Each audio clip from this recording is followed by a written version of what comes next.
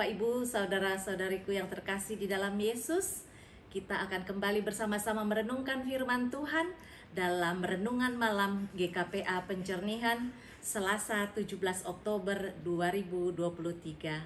Sebelumnya, marilah kita berdoa. Ya Bapa di dalam surga, sungguh kami bersyukur atas segala kasih karunia yang Kau senantiasa limpahkan dalam kehidupan kami hari lepas hari. Terima kasih ya Tuhan, sebentar kami akan bersama-sama membaca dan merenungkan firman-Mu. Biarlah Engkau membuka hati dan pikiran kami, agar setiap firman-Mu yang menyapa kami pada saat ini, kami boleh mengerti Tuhan, terlebih kami mampu melakukannya dalam kehidupan kami hari lepas hari. Berfirmanlah ya Tuhan, karena kami siap untuk mendengarkan. Dalam Yesus kami berdoa. Amin. Bapak, Ibu, saudara-saudariku yang terkasih dalam Yesus, malam ini kita akan merenungkan firman Tuhan yang diambil dari kitab Wahyu, pasalnya yang ketiga, ayatnya yang ke-17 dan ayatnya yang ke-19. Saya akan bacakan untuk kita semua. Ayatnya yang ke-17. Karena engkau berkata, aku kaya dan aku telah memperkayakan diriku dan aku tidak kekurangan apa-apa. Dan karena engkau tidak tahu bahwa engkau melarat dan malang, miskin, buta, dan telanjang. Ayatnya yang ke-19, barang siapa kukasihi, ia kutegur dan kuhajar.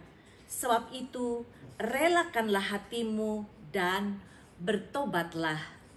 Amin. Demikian firman Tuhan untuk kita pada malam hari ini. Dan tema kita adalah kekayaan sejati. Bapak, Ibu, saudara-saudariku di dalam Yesus, dalam kitab Wahyu pasalnya yang ketiga, di ayatnya yang ke-17 ini, ada dua pernyataan yang sangat bertolak belakang, di mana nats ini menjelaskan tentang jemaat di Laodikia.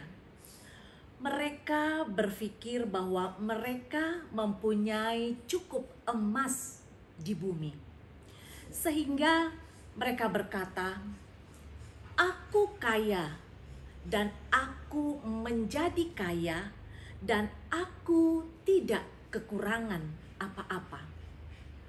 Akibat cara pandang yang berfokus pada status dan kenyamanan duniawi, mereka tidak menyadari kondisi spiritual mereka yang sebenarnya. Sedangkan Yesus mengatakan kepada mereka pada kalimat berikutnya di ayatnya yang ke-17 ini, bahwa kenyataannya yang mereka hadapi saat ini sebenarnya adalah bahwa mereka melarat dan malang, miskin, buta, dan telanjang. Tentunya ini dua hal yang sangat ironis atau berbeda, bahkan bertentangan. Mereka menganggap sudah mandiri karena kekayaan materi dan sudah mempunyai semua yang mereka perlukan, dan mereka tidak menyadari bahwa walaupun mereka mempunyai kebutuhan jasmani, mereka tetap miskin secara rohani. Bapak, Ibu, saudara-saudaraku yang terkasih dalam Yesus, orang-orang percaya ini mencari kekayaan yang salah. Mereka menimbun kekayaan duniawi yang tidak bertahan lama, kesenangan duniawi yang tidak memuaskan, dan mengabaikan kesempatan untuk memperoleh kekayaan rohani dan kepuasan rohani yang bertahan selamanya. Namun sekali lagi Yesus ingin mereka melihat dengan mata rohani. Mereka perlu mengenal Dia secara intim agar dapat memperoleh kekayaan sejati. Mereka perlu bergantung pada Yesus, bukan kekayaan materi, untuk memenuhi kebutuhan terdalam mereka. Tentunya semua anak-anak Tuhan, orang-orang yang beriman kepadanya, dicintainya dengan cinta abadi, dan Tuhan menginginkan yang terbaik untuk mereka. Sehingga sebagai anak-anak Allah, mereka akan dihajar, ditegur, dan diajar, serta dilatih oleh Roh Allah atau Roh Tuhan. Karena sebagai anak-anak Allah, kita semua harus didisiplinkan oleh Bapa Surgawi demi kebaikan dan bukan untuk kejahatan. Jadi disiplin juga merupakan nasihat dan dorongan untuk berubah dan bertobat. Untuk mengubah nilai, sikap, dan fokus kita, Tuhan menggunakan tongkat disiplinnya yang penuh kasih karunia atas kita. Bapak, Ibu, saudara-saudariku yang terkasih, disiplin Tuhan terhadap seluruh anaknya merupakan bukti kasih-Nya yang begitu besar dan jangan pernah dimaknai sebagai hukuman. Hajaran dari Tuhan bukanlah hukuman, namun sebuah ekspresi kasih-Nya yang dalam kepada kita.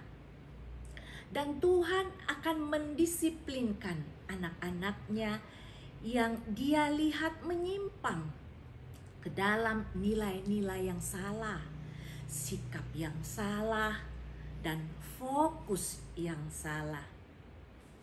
Mendengarkan dan mengikuti nasihat Yesus adalah cara untuk mendapatkan kekayaan sejati dan status sejati. Ini adalah kekayaan yang melampaui dunia fisik. Bapak, Ibu, saudara-saudariku yang terkasih dalam Yesus, mari kita memandang kepada Yesus, Sang Pencipta dan Penyempurna iman kita. Amin. Yesus memberkati. Kita berdoa. Kami bersyukur ya Tuhan Allah untuk firman-Mu yang boleh menyapa kami pada saat ini. Boleh mengingatkan kami harus senantiasa Tuhan memiliki kekayaan yang sejati di dalam Engkau ya Yesus. Karena itu Tuhan, kiranya Engkau ajari kami terus Tuhan, untuk senantiasa berpegang teguh terhadap kasih karunia Tuhan yang sudah menyelamatkan kami. Kami tidak menyimpang ke kanan atau ke kiri Tuhan. Kami tidak mengandalkan segala harta milik kami Tuhan. Tapi kami hanya fokus memiliki kekayaan rohani di dalam hidup kami. Terima kasih Yesus. Materaikan setiap firman-Mu itu di dalam hati dan pikiran kami, agar kami juga mampu senantiasa merenungkan, terlebih melakukannya dalam kehidupan kami hari lepas hari. Terpuji nama-Mu Allah Bapa, di dalam satu nama Yesus Kristus Tuhan yang telah mengampuni segala dosa dan kesalahan kami. Kami berdoa dan mengucap syukur. Amin. Shalom. Yesus memberkati.